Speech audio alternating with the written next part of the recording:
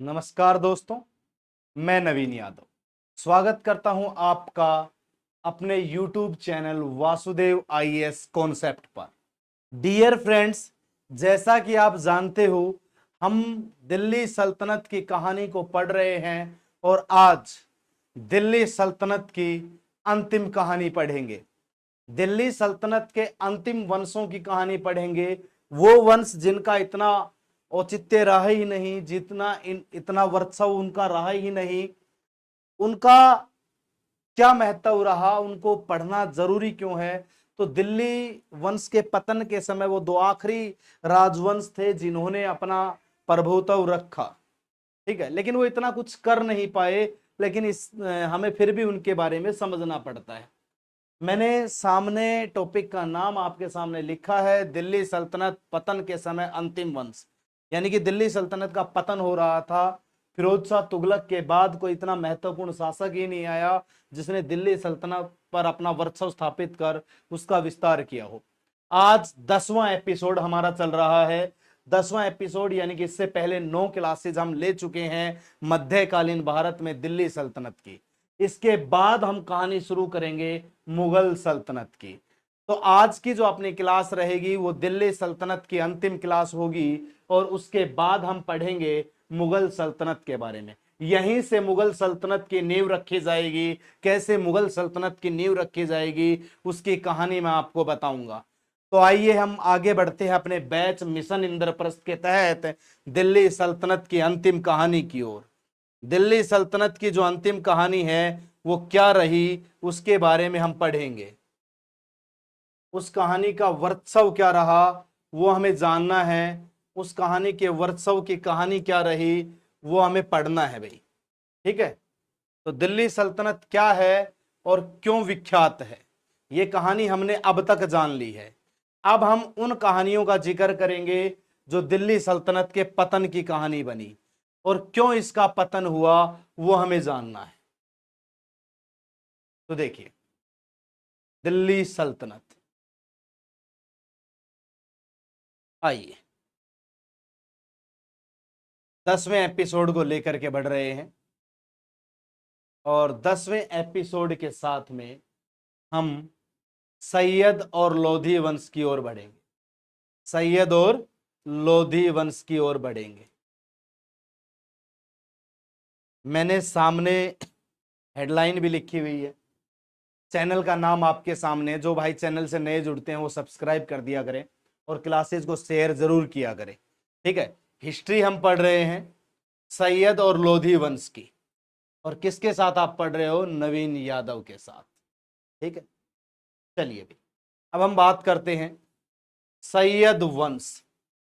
1414 से लेकर के 1451 तक राज करके गए। 1414 तक से लेकर 1451 तक राज करके गया सैयद वंश। 4 महत्वपूर्ण शासक रहे इस वंश के। 4 महत्वपूर्ण शासक रहे इस वंश के। कौन से? पहला, हिज्र खां। हिज्र खां, हिज्र खां इसका महत्वपूर्ण संस्थापक था। ये इसका संस्थापक था, ये आपको याद रखना। हिज्र खां 1414 से 1421 7 साल रहा। फिर आया मुबारक शाह, ठीक, 1414 से 1434 तक रहा, ठीक। फिर आया महमूद शाह और फिर आया अलाउद्दीन शाह, अंतिम तुर्क सुल्तान। अंतिम तुर्क सुल्तान, इन 4 सुल्तानों की कहानी हम पढ़ेंगे। खिज्र खां जो था वो तैमूर लंग का गवर्नर था। तैमूर लंग का गवर्नर था, यह बात आपको याद रखनी। जब 1398 में तैमूर लंग भारत पर आक्रमण करता है और भारत में नरसंहार मचा देता है, एक बेहतर और बहुत बुरे तरीके से जेनोसाइड करता है, तो उसके बाद वो अपने जीते हुए नगर खिज्र खां को दे जाता है। अब खिज्र खां उसके गवर्नर के रूप में नियुक्त होता है और बाद में दिल्ली सल्तनत में सैयद वंश की स्थापना करता है। हालांकि इस वंश का वर्चस्व इतना ज्यादा नहीं रहा कि ये कुछ अपना वर्चस्व अत्यधिक करके विस्तारित कर सके।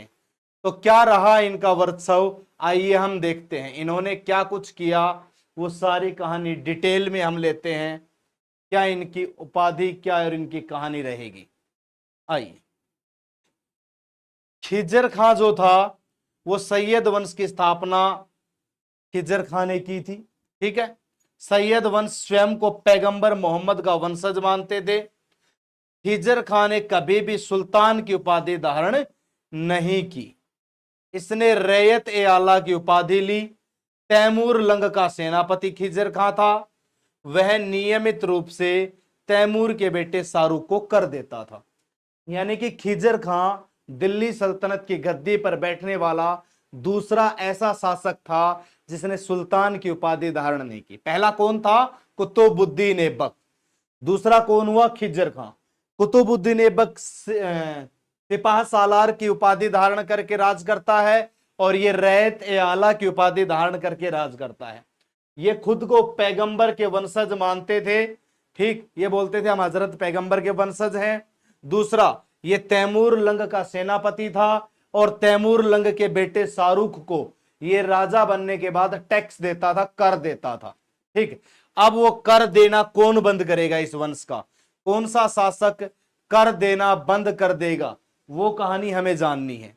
तो देखिए, इसके बाद मुबारक शाह आएगा, 1421 से 34 तक राज करके जाएगा। खिज्जर खां के बाद गद्दी पर उसका पुत्र मुबारक शाह बैठा। मुबारक शाह ने विख्यात इतिहासकार वाहिया बिन अहमद सरहिंदी को आश्रय दिया।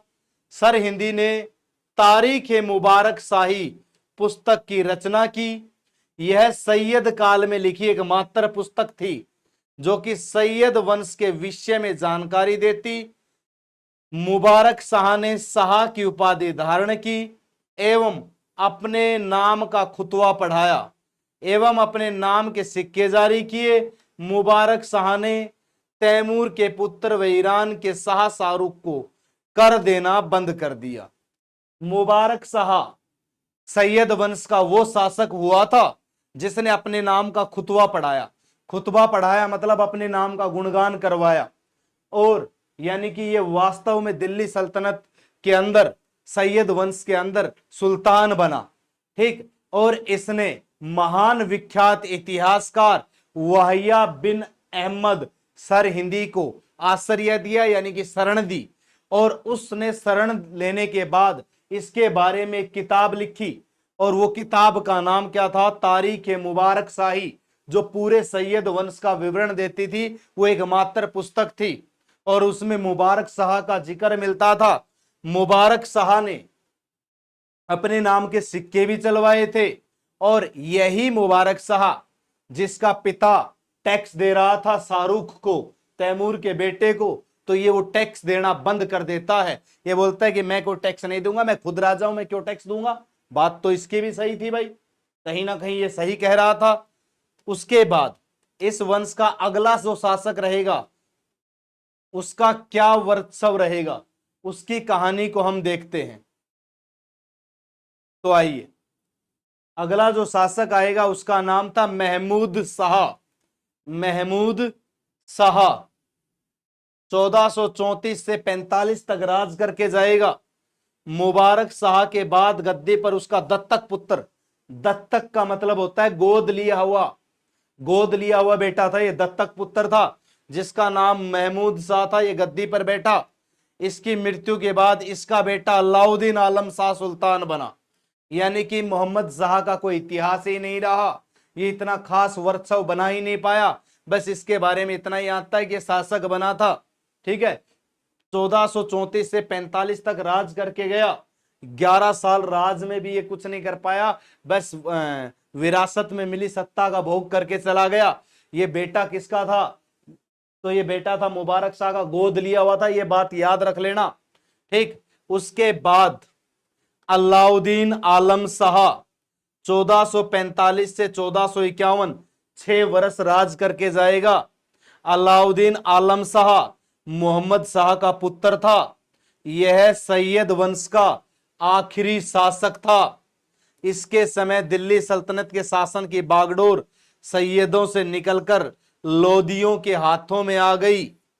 यानी कि अब सैयद वंश का अंतिम शासक अलाउद्दीन आलम शाह था और ये अपनी इच्छा से अपना राज्य दे देता है बहलोल लोधी को। ऐसा भी मूर्ख, क्या बात, वाह, बहुत बड़ा दानी हुआ ये, अपना राज्य दे गया। कितनी बड़ी बात है। हर कोई अपना राज्य नहीं दे सकता, हर कोई अपना राज्य किसी के नाम नहीं कर सकता। ठीक, इसने तो बहुत अच्छी बात की। इतना मूर्ख भी कोई हो सकता है? हम तो मोहम्मद बिन तुगलक को मूर्ख समझ रहे थे, ये तो उससे भी बड़ा हुआ। यानी कि इसने तो अपना राज्य दे करके ये बोल दिया कि मैं नाम का गुमान नहीं रखता, सफर में थकान नहीं रखता। मैं नाम का गुमान नहीं रखता, सफर में थकान नहीं रखता। नसीब का होगा जो मिलेगा मुझे, नसीब का होगा जो मिलेगा मुझे। मैं जख्मों के निशान नहीं रखता। वो ऐसी ही सिचुएशन रही अलाउद्दीन आलम शाह की, अपनी इच्छा से दान कर गया। बहुत ही बेहतर अंदाज इसका रहा मूर्खता के रूप में, क्योंकि अपनी इच्छा से कौन अपनी जमीन धन दौलत दान कर देगा? हम कोई आज के समय में दानवीर करण थोड़ी है कि दान दे देंगे। हमारे पास कोई अथाह संपत्ति थोड़ी है। एक तो मुश्किल से किस्तों में राज मिला हुआ था, विरासत में राज मिला था, उसको भी दान कर गए आगे बढ़ाने की बजाय। यानी कि कहीं ना कहीं ये डर गया था। डरने के बाद इसने अपना राज्य समाप्त कर लिया, खुद ही अंतिम शासक कहलाया। उसके बाद जो शासक बनेगा वो कौन होगा, उसकी कहानी मैं आपके सामने लाया। तो वो है लोधी वंश। यानी कि इसने अपनी बागडोर किसे सौंप दी? लोधियों को सौंप दी। अब लोधी वंश 1414 से 51 तक राज करके जाएगा।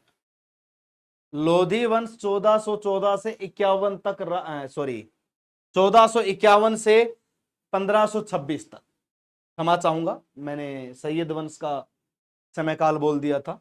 1451 से 1526 तक राज करके गया लोधी वंश, और 1451 से 1414 से 51 तक सैयद वंश, और 51 से 26 तक लोधी वंश। ठीक है, ये आपको, इसके 3 प्रमुख शासक रहे। इन 3 प्रमुख शासकों की कहानी निपट जाती है लोधी वंश में। सबसे पहला रहा बहलोल लोधी, 51 से 89 तक राज करके गया। 51 से 89 तक रूल करके जाएगा बहलोल लोधी। ये संस्थापक था,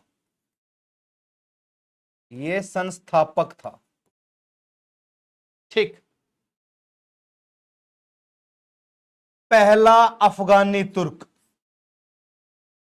पहला अफगानी सुल्तान जो दिल्ली की गद्दी पर बैठा। सर वो कहां से आए थे? वो तुर्क देश से आए थे और भारत में बस गए थे और भारत से अपना वर्चस्व स्थापित करते हैं, तो उनका कर्म क्षेत्र, जन्म क्षेत्र भारत बन जाता है। लेकिन ये अफगान से व्यापारी बन के आता है और दिल्ली सरकार में अपना आधिपत्य बना लेता है। दिल्ली वंश के अंदर, सल्तनत के अंदर अपना आधिपत्य बना लेता है बहलोल लोधी। इसने इतनी मेहनत तो की थी। ठीक है, अब पहला अफगानी सुल्तान रहा ये। फिर सिकंदर लोधी का जिक्र आया 89 से 1517 तक, और फिर इब्राहिम लोधी का जिक्र आया। इब्राहिम लोधी अंतिम सुल्तान था दिल्ली सल्तनत का, और एकमात्र ऐसा सुल्तान दिल्ली सल्तनत का जो युद्ध भूमि में मारा गया। एकमात्र ऐसा सुल्तान, गौर फरमाना, दिल्ली सल्तनत का इब्राहिम लोधी जो युद्ध भूमि में मारा गया। अब बात करते हैं इस वंश के वर्चस्व की। क्या रहा इस वंश का वर्चस्व?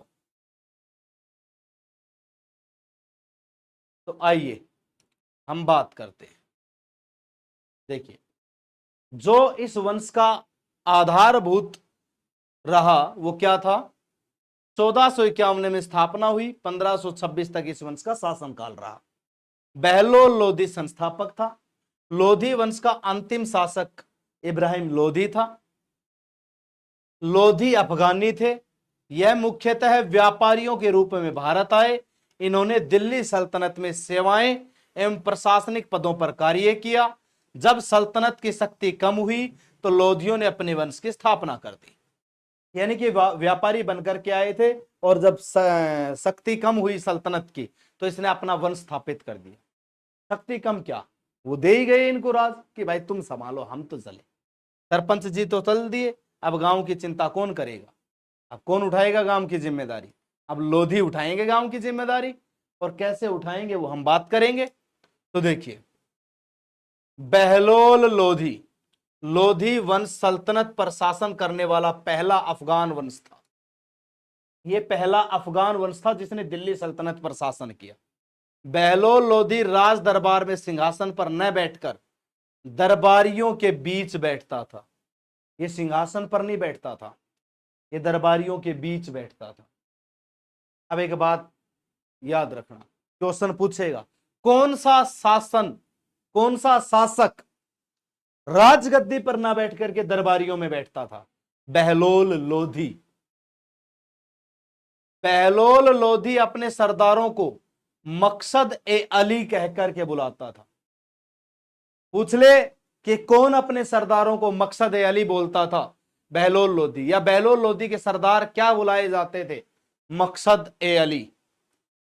ठीक। लोधी ने जौनपुर के शासक हुसैन शाह को हराकर अपने पुत्र मुबारक शाह को जौनपुर का शासक बनाया। इसने अपने बेटे शाह को जौनपुर का शासक बनाया। बहलोल लोधी ने ग्वालियर के शासक मानसिंह को हराया और वहीं से लौटते समय उसकी मौत हो गई। अब ये मानसिंह को हरा करके लौट रहा था, ग्वालियर के शासक मानसिंह को हरा करके, तो रास्ते में इसकी मृत्यु हो जाती है। जैसे ही इसकी मृत्यु होती है तो इसके बेटे जो होते हैं वो अपने आप को राजा बनाने की पेशकश करते हैं कि भाई हम राजा बनेंगे हमारे पिता के बाद। लेकिन कौन राजा बनता है? तो सिकंदर लोधी बनता है। कौन बनता है? सिकंदर लोधी। सिकंदर लोधी बहलोल का उत्तराधिकारी, इसका नाम निजाम खां था। निजाम खां था पर इसने अपना नाम सिकंदर रख लिया था। 1489 से 1517 तक राज करके जाएगा। सिकंदर लोधी ने भूमि मापन हेतु गज सिकंदरी पैमाना बनवाया। गज में जो जमीन नापते हो ना, 1 गज 2 गज 5 गज, वो गज सिकंदर लोधी की देन है। अगर पूछ ले किसने भूमि मापन के लिए गज सिकंदरी बनवाया, तो सिकंदर लोधी ने। इसी ने आगरा नगर की स्थापना करी। कब? 1504 में आगरा नगर इसने बसवाया। 1506 में आगरा को राजधानी बनवाया। 4 में आगरा बसाया, 6 में राजधानी बना दी। इस बंदे ने बहुत अच्छा काम किया। ठीक है, ये 2 काम इसने किए। और उसके बाद ये जो बंदा था सिकंदर लोधी, यह गुलरुखी के उपनाम से फारसी में कविताएं लिखता था। यह गुलरुखी के नाम से फारसी में कविताएं लिखता था।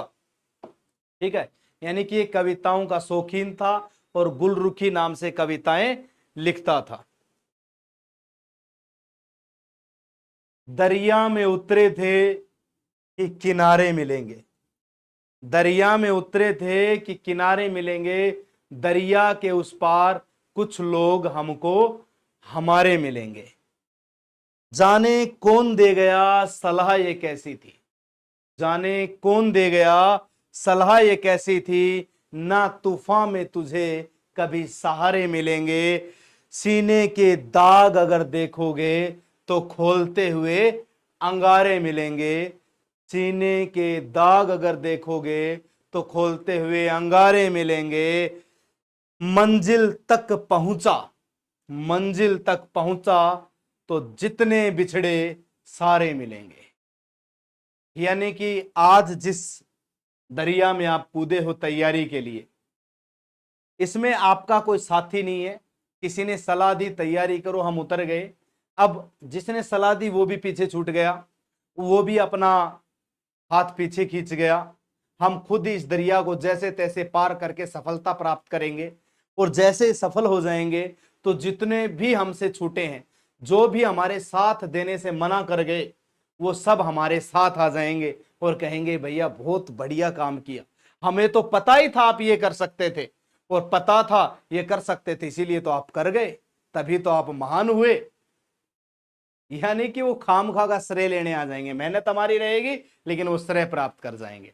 इसलिए मेरे दोस्त, जितने भी आपसे बिछड़ जाएंगे ना, वो आपकी सफलता के बाद आपको जरूर मिलेंगे। क्यों मिलेंगे?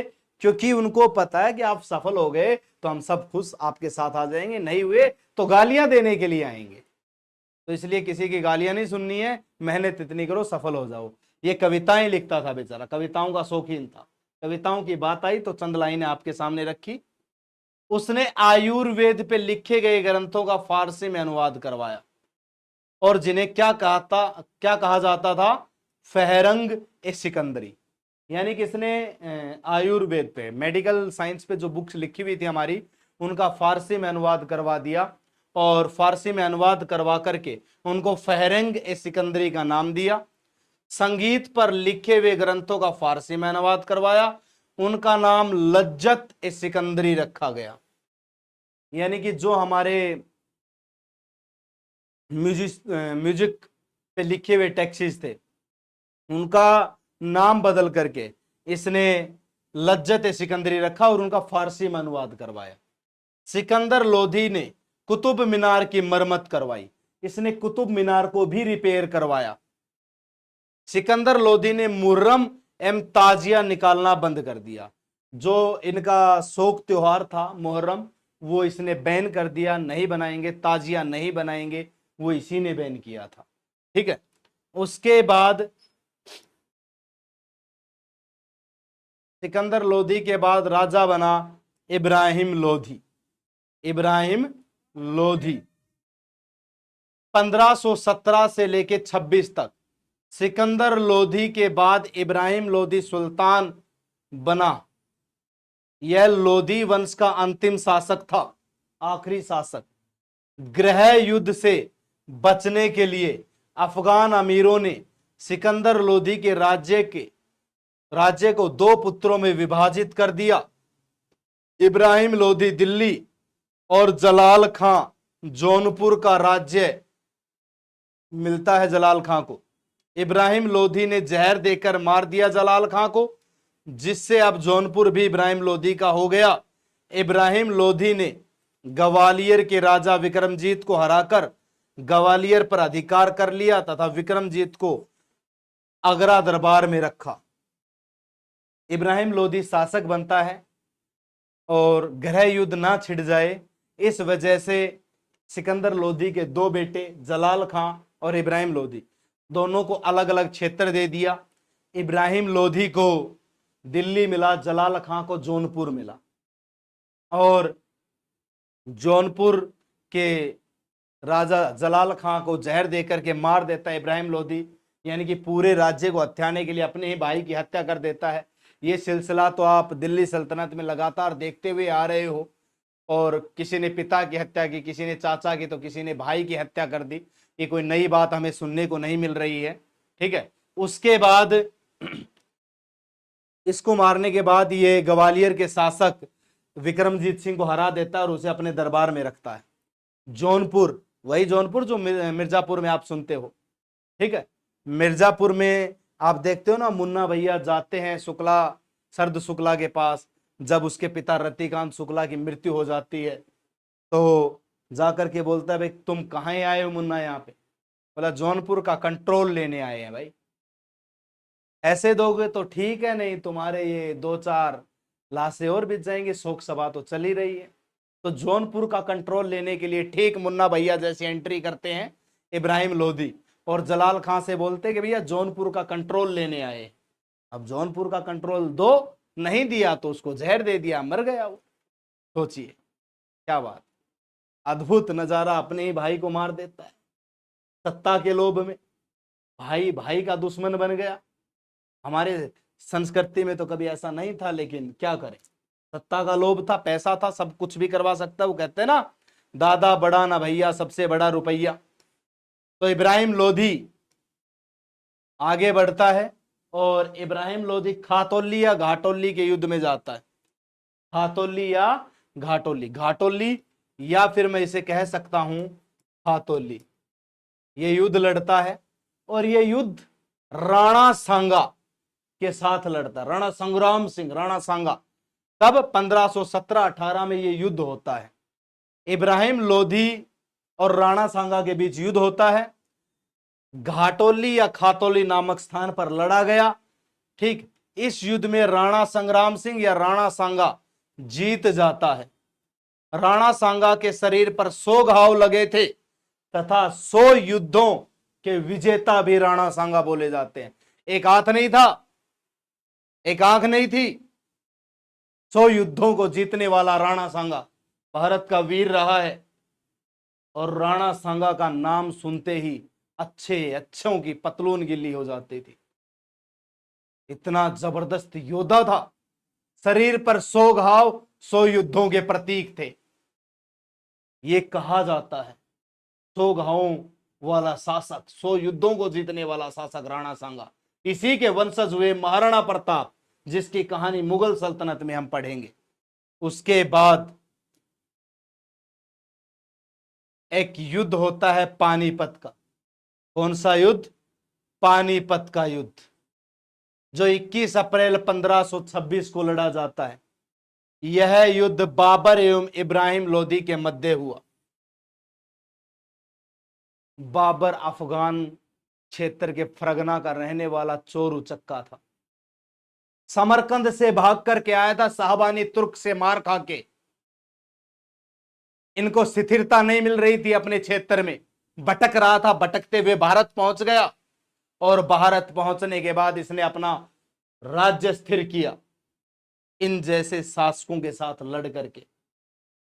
जब बाबर भारत आ पहुंचा तो भारत आते ही ये 1526 में पानीपत की लड़ाई लड़ता है। और पानीपत की लड़ाई इब्राहिम लोदी के साथ लड़ता है। इब्राहिम युद्ध में मारा गया, इब्राहिम युद्ध में शहीद हो गया।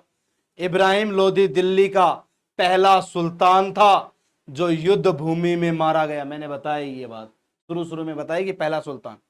इब्राहिम लोदी दिल्ली सल्तनत का अंतिम सुल्तान था।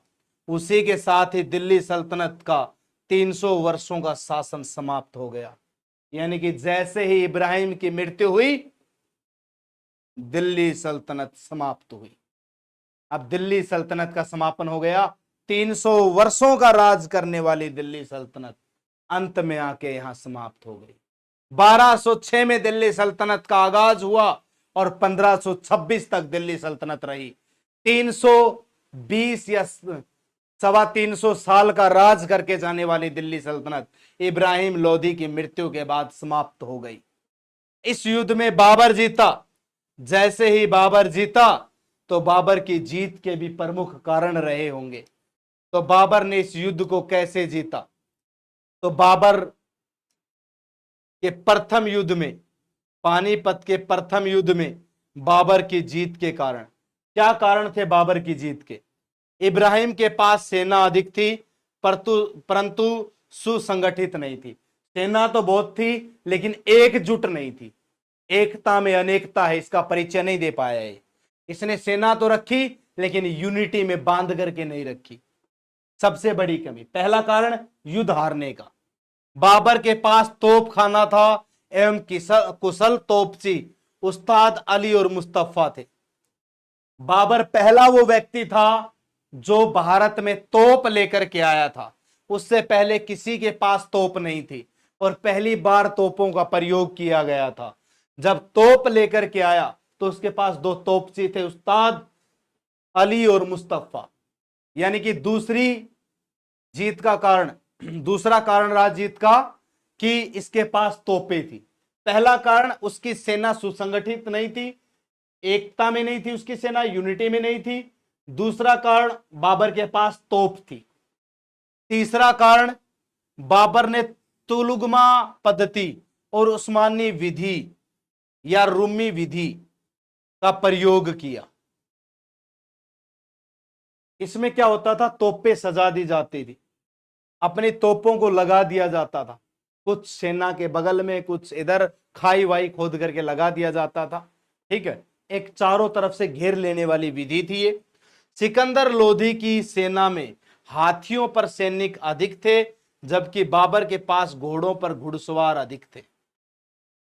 चौथी कमी, उसके पास हाथियों पर सैनिक थे, बाबर की सेना पर घोड़े पर सैनिक थे।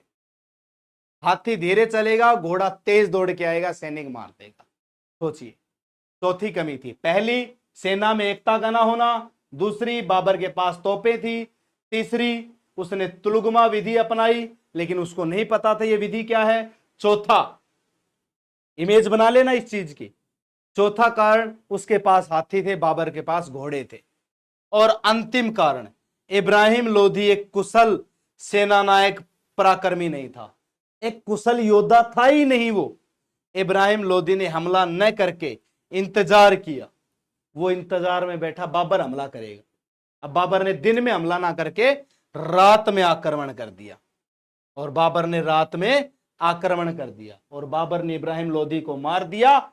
और जैसे इब्राहिम लोधी को मारा, और दिल्ली सल्तनत का अंत हो गया। दिल्ली सल्तनत बिल्कुल पतित हो गई, बिल्कुल पतन हो गया दिल्ली सल्तनत का। ठीक, अब दिल्ली सल्तनत का पतन हो चुका है। अब बाबर अपनी सत्ता की स्थापना करेगा, वो कैसे करेगा उसकी भी हम बात जानेंगे। बाबर ने कैसे अपनी सत्ता की स्थापना की, उसकी भी कहानी को हम पढ़ेंगे। क्या राज रहा बाबर की कहानी का, क्या कहानी रही बाबर की, उसके बारे में हमें जानना है। ठीक है, तो यहां तक कोई भी डाउट हो तो बताइए। बताइए, कोई ऐसा क्वेश्चन जो आपके समझ में नहीं आया हो तो आप कमेंट बॉक्स में लिख करके डाउट पूछ लेना, मैं जरूर उसका आंसर दूंगा। मैं आपके साथ कनेक्ट रहता हूं।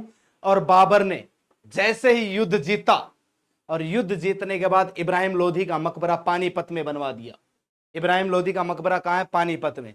तो इसने मन ही मन सोचा होगा, कुछ किस्से कहानियां मिटाए नहीं जाते, कुछ किस्से कहानियां मिटाए नहीं जाते, कुछ लोग बिछड़ करके भी भुलाए नहीं जाते। कोई वजूद को छू जाए तो खुलकर के संग जीना, कोई वजूद को छू जाए तो खुलकर के संग जीना। कुछ लोग अपने हिस्से में दोबारा दोहराए नहीं जाते। और दिल्ली सल्तनत का अंत हुआ, और इसी के साथ हम आज एपिसोड 10 में दिल्ली सल्तनत के अंत के साथ, दिल्ली सल्तनत को समाप्त करने के साथ आज की क्लास को यहीं विराम करते हैं। उम्मीद करता हूं आप लोगों को अच्छे से समझ में आया होगा। मेरे प्रिय मित्रगणों, मेरे लाल लालियों, इस क्लास को ज्यादा से ज्यादा शेयर करना, ज्यादा से ज्यादा क्लास को शेयर किया करो ताकि सभी बच्चों तक पहुंच सके। मेरे प्रिय साथियों, आप लोगों के प्यार और स्नेह से लगातार हम आगे बढ़ रहे हैं। आपका प्रेम देखकर हमें बड़ी प्रशंसा होती है कि आप सभी इतना तहे दिल से साथ दे रहे हो और हमारी इस क्रांति में सहयोग कर रहे हो। तो उम्मीद करता हूं लगातार आगे भी इसी प्रकार सहयोग करते रहोगे और लगातार इसी प्रकार मेहनत करते हुए आगे बढ़ोगे। आप लोगों के लिए कंटेंट लाना मेरा काम है, मेहनत करना आपका काम है। मेहनत करोगे तो सफल होगे। जैसा अक्सर मैं कहता हूं, प्राथमिकताएं बनाओ और नीतियां लागू करो। नीतियां लागू करने के बाद समझदारी के साथ मेहनत करते हुए आगे बढ़ो। प्राथमिकताएं बनाने से नीतियां लागू नहीं हो जाएंगी, नीतियां बनाने से लागू नहीं हो जाएंगी, वो समझदारी के साथ लागू करनी पड़ेंगी। क्योंकि हमें पढ़ना है। पढ़ना क्यों? क्योंकि हमें समझना है। समझना है क्यों है? क्योंकि हमें सीखना है। और सीखना क्यों है? क्योंकि हमें उन्नति करनी है। खुद की उन्नति के साथ परिवार की उन्नति भी आपको बढ़ानी है। तो आज की क्लास इतनी ही रहेगी। जय हिंद, जय भारत, थैंक यू।